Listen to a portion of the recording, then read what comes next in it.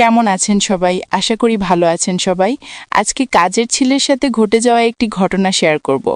Video শুরু থেকে শেষ পর্যন্ত দেখুন, তাহলে অনেক ভালো লাগবে। পুরো ভিডিও না দেখলে কিন্তু ভালো লাগবে না। চলুন শুরু করি এখন। আমার নাম রুকসানা আক্তার। আমি ঢাকার লালবাগ এলাকায় একটা দোতলা বাড়িতে থাকি। এই বাড়িটা আমার বাবার ছিল। উনি মারা যাওয়ার পর আমি আর আমার ছোট ভাই এখানে থেকে যাই। আমার সংসার খুব সাদামাটা। আমি বিধবা মানুষ, তাই এই ভাড়া বাড়ি আমার একমাত্র ভরসা। প্রতিটি মাসের ভাড়াই আমার খরচ মেটায়। ভাড়াটিয়ালা সাধারণত শান্ত স্বভাবের মানুষ। তারা আমাকে কোনো ঝামেলায় ফেলে না। আমি ভেবেছিলাম এভাবেই আমার জীবন কাটবে। কিন্তু কয়েক মাস আগে আমার ভাড়াটিয়ারা হঠাৎ একটা কাজের ছেলে রাখল। সেই দিন থেকেই আমার ভেতরে অদ্ভুত এক অস্বস্তি জমতে শুরু করল। ছেলেটার বয়স খুব বেশি না, কিন্তু তার চোখে মুখের ভঙ্গি একেবারেই স্বাভাবিক নয়। তার চোখে অচেনা শূন্যতা আমি প্রথম দিন থেকেই খেয়াল করেছি। সে অকারণেই বারান্দায় দাঁড়িয়ে থাকে অথবা আশেপাশের দিকে তাকিয়ে থাকে, যেন চারপাশে কি ঘটছে তা বোঝার চেষ্টা করছে। আমার মনে হচ্ছিল তার দৃষ্টির আড়ালে লুকানো আছে অন্য কোনো মানে। কিন্তু আমি তখনও চুপ ছিলাম, কারণ ভাবছিলাম হয়তো আমি বাড়িয়ে ভাবছি। একদিন দুপুরে রান্নাঘরে ঢুকতে গিয়ে দেখি ছেলেটা দরজার আড়ালে দাঁড়িয়ে আছে। আমি চমকে জিজ্ঞেস করলাম, এখানে দাঁড়িয়ে কি করছো? সে বলে উঠল নাকি মশলার হাঁড়ি খুঁজছিল, অথচ রান্নার দায়িত্ব তার ওপর ছিল না। তাই ওর ব্যাখ্যাটা আমার কাছে মিথ্যে বলে মনে হলো। আমি কিছু না বলে সরে এলাম। কিন্তু সেই দিন থেকেই আমি বুঝতে পারলাম আমার সন্দেহ বৃথা নয়। এরপর কয়েকদিন আমি লক্ষ্য করলাম ভাড়াটিয়ার মেয়েটা বারান্দায় দাঁড়ালে কাজের ছেলেটা অকারণেই আশেপাশে ঘোরাফেরা করে। তার চোখের চাহনি অদ্ভুত। আমি মহিলা মানুষ, আমি জানি পুরুষের চোখের দৃষ্টি কেমন হলে সেটার ভেতরে খারাপ ইঙ্গিত থাকে। সেই দৃষ্টি আমি তার চোখে স্পষ্ট দেখতে পাচ্ছিলাম। আমি ভাড়াটিয়ার মেয়েটাকে কিছু বলিনি, কারণ সে ভীত হয়ে পড়বে। ভেবেছিলাম আমি নিজে খেয়াল রাখব। রাতে একদিন আমি উঠোনে হাঁটছিলাম। হঠাৎ দেখি ছেলেটা অন্ধকারে দাঁড়িয়ে জানালার ফাঁক দিয়ে ভেতরে তাকাচ্ছে। কার ঘর সেটা বুঝতে পারিনি, তবে আমি গলা খাকারি দিতেই সে হকচকিয়ে গেল। তারপর দ্রুত সরে গেল। আমি সেদিন কাউকে কিছু বলিনি, কিন্তু রাতে ঘুমের ভেতরেও সেই দৃশ্য চোখে ভেসে উঠছিল। ভোরে যখন ফজরের আজান হচ্ছিল, তখন দেখলাম ছেলেটা উঠোনে বসে আছে। তার চোখ লালচে, মনে হচ্ছিল রাতভর ঘুমায়নি। আমি এগিয়ে গিয়ে বলতে চাইলাম কিছু দরকার আছে কিনা, কিন্তু সে আমার দিকে তাকিয়ে একরকম হাসি দিল। সেই হাসিটা স্বাভাবিক ছিল না। সেই হাসির ভেতরে আমি ভয়াবহ কিছু টের পেলাম। তারপর থেকে আমি তার প্রতিটি পদক্ষেপ খেয়াল করতে লাগলাম। ভাড়াটিয়ার স্ত্রী একদিন এসে বলল, ছেলেটা মাঝে মাঝে কাজ ফেলে বাইরে চলে যায়, রাতে দেরি করে ফেরে। আমি শুধু মাথা নেড়ে বললাম, খেয়াল রেখো। কিন্তু ভেতরে ভেতরে ভাবছিলাম এটা সহজেই ছেলেটাকে সামলানো যাবে না। দিন যত যাচ্ছিল তার চোখে মুখের ভঙ্গি ততই অস্বাভাবিক হচ্ছিল। তার শরীরী ভাষা, তার হাঁটার ভঙ্গি, সবকিছুতেই এক ধরনের গোপন ইঙ্গিত। আমি একা মানুষ, তাই ভয়টা আমাকে বেশি কাবু করছিল। আমি ভাড়াটিয়াদের বলিনি, কারণ ভেবেছিলাম তারা হয়তো আমার কথা বিশ্বাস করবে না, কিংবা আমাকেই দোষারোপ করবে। আমি শুধু নীরবে পর্যবেক্ষণ করে যাচ্ছিলাম। কিন্তু আমার বুকের ভেতরে প্রতিদিন আতঙ্ক জমছিল। আমি বুঝতে পারছিলাম একদিন হয়তো এমন কিছু ঘটবে যা কারো কল্পনাতেও আসবে না। আমি দিনরাত সজাগ থাকতে লাগলাম, কিন্তু ভেতরে ভেতরে জানতাম আমার সজাগ দৃষ্টি দিয়ে কি আদৌ কোনো বিপদ ঠেকানো সম্ভব হবে কিনা। সেদিন বিকেলে আমি বারান্দায় বসেছিলাম। সূর্যের আলো আস্তে আস্তে ম্লান হয়ে যাচ্ছিল। চারপাশের হালকা অন্ধকারে হঠাৎ খেয়াল করলাম কাজের ছেলেটা উঠোনে দাঁড়িয়ে এক দৃষ্টে ভাড়াটিয়ার ঘরের দরজার দিকে তাকিয়ে আছে। তার চোখে এমন এক চাহনি যেন ওখানেই কিছু লুকানো আছে।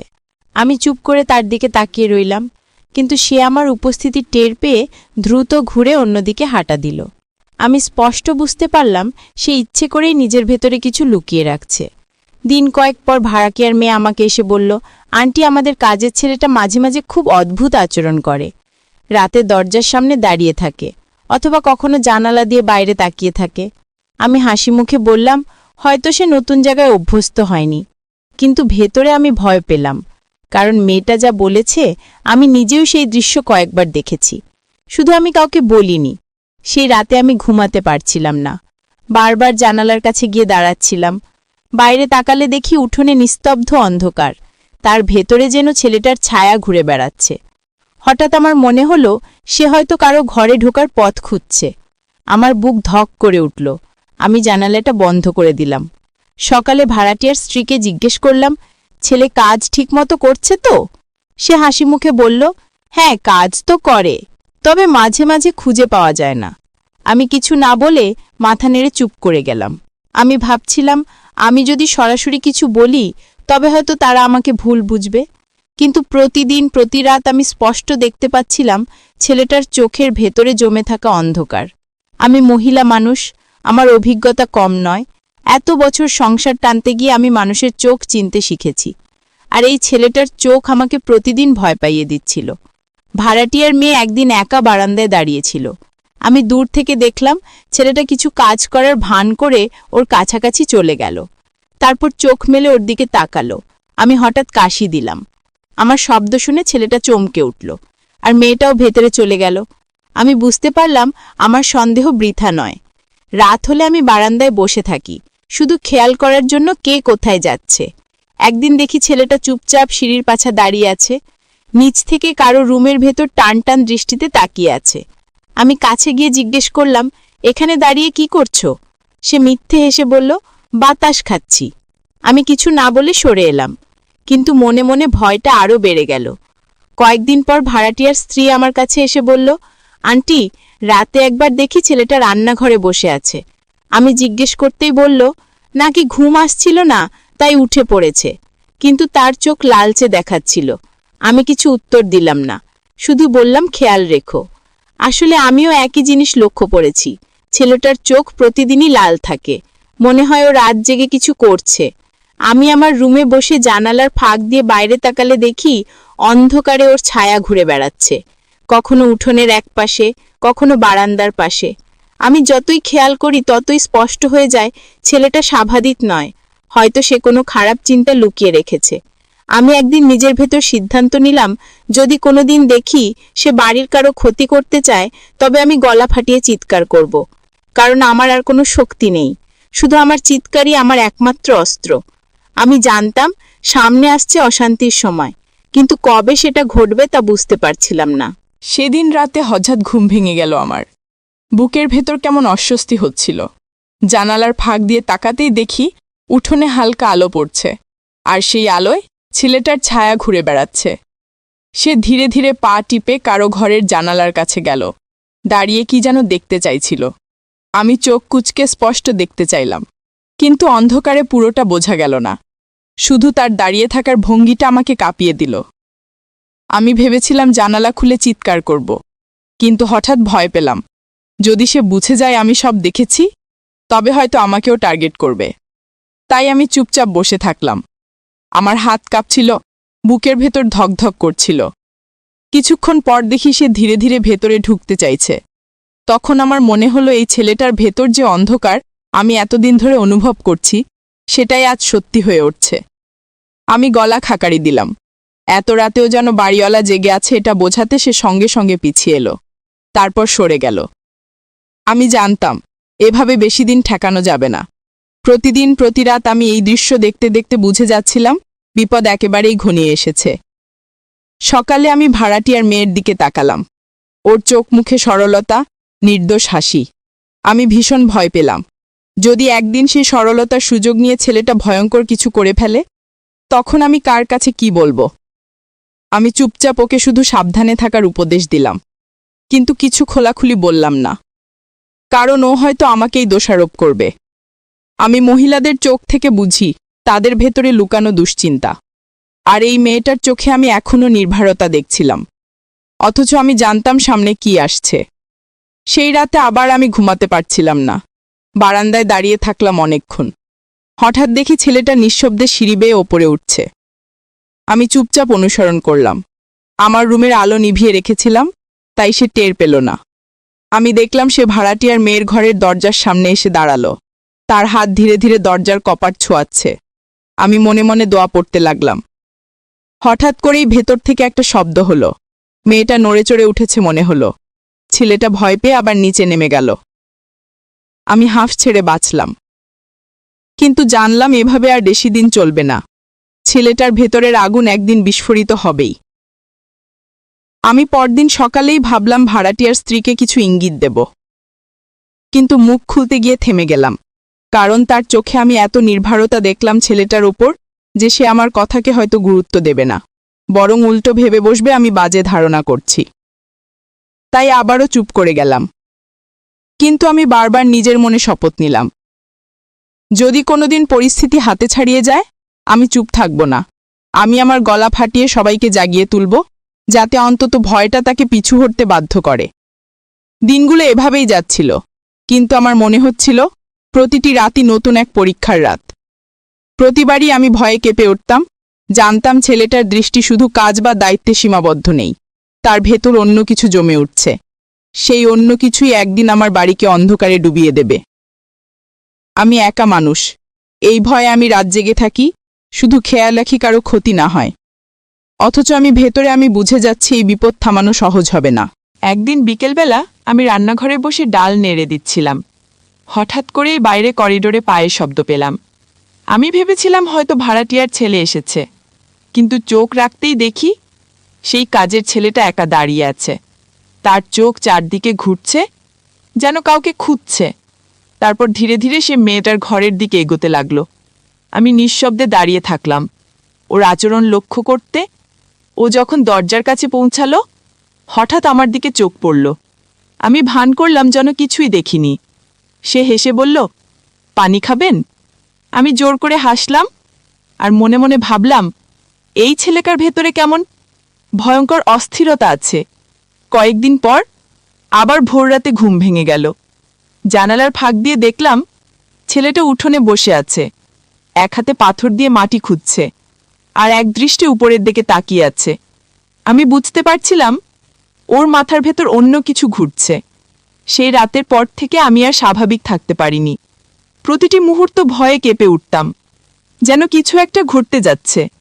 আমার সন্দেহ আরও বাড়ল যখন ভাড়াটিয়ার মেয়েটা একদিন আমার কাছে এসে লাজুক মুখে বলল, আন্টি, আপনি জানেন, মাঝে মাঝে দেখি কাজের ছেলেটা আমার ঘরের সামনে দাঁড়িয়ে থাকে। আমি ঘুম থেকে উঠে দরজা খুললে দেখি সে চমকে সরে যায়। আমি মেয়েটাকে জোর করে হাসলাম, বললাম, এসব কিছু না, তোমার ভুল ভ্রান্তি। কিন্তু ভেতরে ভেতরে আমার বুক কেঁপে উঠল। আমি জানতাম সে ভুল দেখছে না, কারণ আমিও একই দৃশ্য বহুবার দেখেছি, শুধু মুখে বলতে সাহস পাইনি। সেদিন রাতে আমি ঠিক করলাম জেগেই থাকব। মেয়েটার ঘরের সামনে আলো নিভিয়ে চুপচাপ বসে থাকলাম। দেখি রাত গভীর হলে ছেলেটা পা টিপে এগিয়ে আসছে। আমি নিঃশব্দে তাকিয়ে আছি, তার হাত দরজার কপাট ছুতে যাচ্ছিল। হঠাৎ আমি জোরে কাশলাম। শব্দ শুনেই সে আতকে উঠে দৌড়ে সরে গেল। আমার হাত কাঁপছিল, বুক ধরফর করছিল। আমি তখনই শপথ নিলাম, এবার যদি আবার এমন দেখি, আমি চিৎকার করে পুরো বাড়ি জাগিয়ে তুলব। কারণ আমি একা মানুষ হলেও আমার গলার আওয়াজ অন্তত ছেলেটাকে ভয় পাইয়ে দিতে পারবে। সকালে মেয়েটা চোখে মুখে কোনো দুশ্চিন্তা দেখিনি। ও কিছু জানে না। আমি একা সবটা দেখছি আর ভেতরে ভেতরে আতঙ্কে ভুগছি। ভাড়াটিয়ার স্ত্রীকে কিছু বলতে পারিনি, কারণ সে হয়তো আমাকে পাগল ভেবে বসবে। আমার বয়স হয়েছে, একা বিধবা নারী, তাই হয়তো ভাববে আমি বেশি বাড়িয়ে ভাবছি।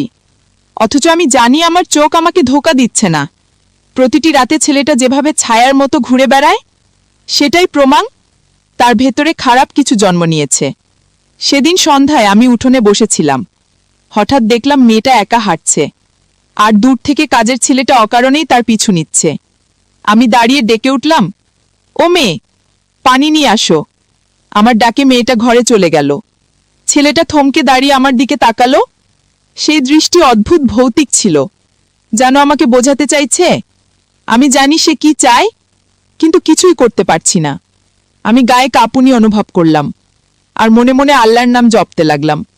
দিনগুলো এভাবেই যেতে থাকলো। আমি প্রতিদিন খেয়াল করতাম, প্রতিটি মুহূর্ত আমার চোখে ধরা দিচ্ছে তার ভেতরের গোপন ভয়ঙ্কর ইচ্ছা, কিন্তু কাউকে কিছু বলতে পারছিলাম না।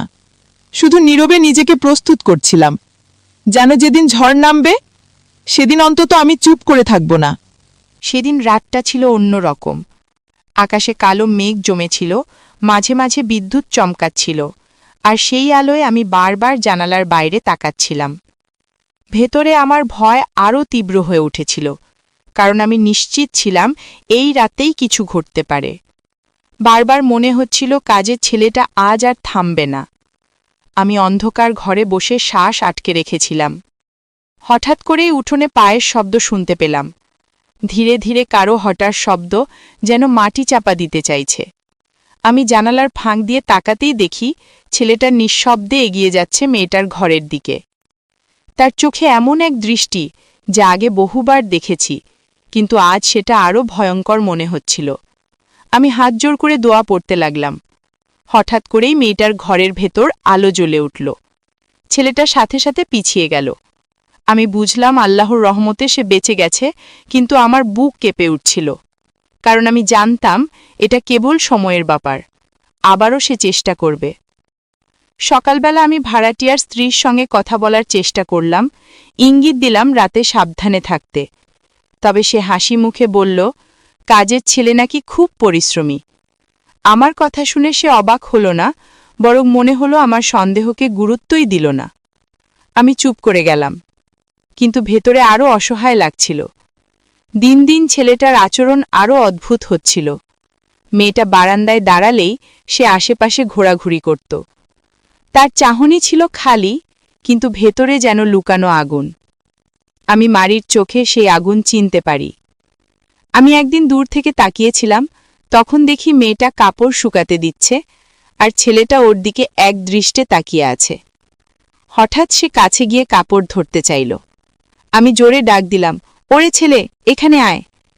ছেলেটা চমকে উঠল আর মেয়েটাও ভেতরে চলে গেল। আমি জানতাম আমার ডাকই তাকে থামালো, না হলে সে অন্য কিছু করত। সেই রাতে আমি আর চোখ বন্ধ করতে পারিনি। কেবল ভাবছিলাম, এই ছেলেটাকে যদি এখনই থামানো না যায় তবে সামনে বড় বিপদ আসবে। কিন্তু কারো কাছে বললেই তারা হাসাহাসি করবে, তাই একাই বুকের ভেতরে ভয়ে কাঁপছিলাম। প্রতিদিন রাত নামার সাথে সাথে আমার আতঙ্ক বাড়তে থাকত। আমি দরজার পাশে বসে থাকতাম, আলো নিভিয়ে চারদিক খেয়াল করতাম, কারণ জানতাম সে আবার ঘুরে আসবে, এবং প্রতিদিনই আসত।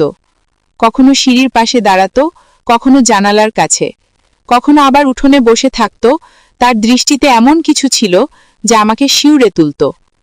আমি ভেবেছিলাম এতদিনের জীবনে অনেক কষ্ট দেখেছি, অনেক দুঃখ সহ্য করেছি, কিন্তু এই ছেলেটার চোখে যে অন্ধকার আমি দেখছি সেটা অন্য রকম।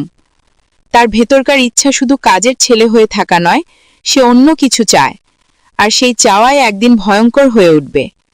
আমার সন্দেহ ভুল নয়। প্রতিটি রাত, প্রতিটি মুহূর্তে আমি প্রমাণ পাচ্ছিলাম।